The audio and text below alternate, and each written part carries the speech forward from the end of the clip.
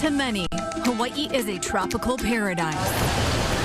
And with little hurricane activity in recent years, experts say we've become complacent. One of the big concerns with our vulnerability here in Hawaii is how rare these events are, and we let down our guard because we haven't seen the destruction from a hurricane, so we don't know firsthand what it looks like and what we need to do. So the tendency would be to underprepare for them. The last 3 years, with cooler than normal ocean temperatures near the equator, La Niña suppressed tropical cyclone activity in the Central Pacific Basin. However, this year, our odds are much higher as we transition to El Niño. El Niño is the movement of warmer water from the West Pacific toward the Eastern Pacific, and that warmer water is a breeding ground for thunderstorm activity.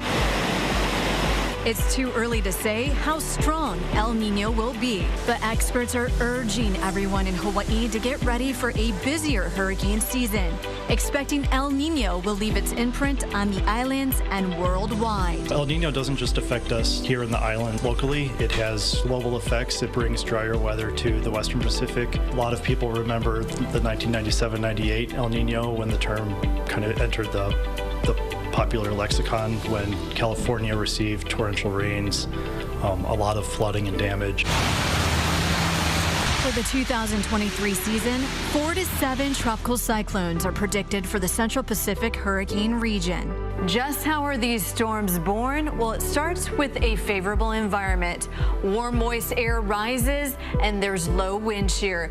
Thunderstorms rumble as water temperatures rise above 80 to 82 degrees. That gives it fuel to these systems to become more intense.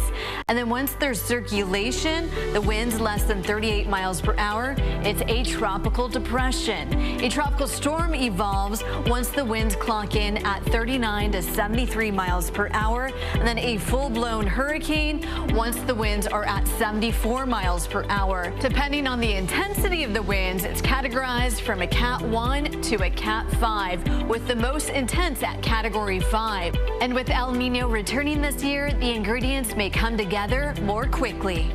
At the center of hurricanes, bands of rain several hundred miles long merge at the eye wall, which is the most violent anatomy of the hurricane. Winds can reach up to 200 miles per hour. And Climate Prediction Center experts say it could potentially be a moderate to strong El Niño.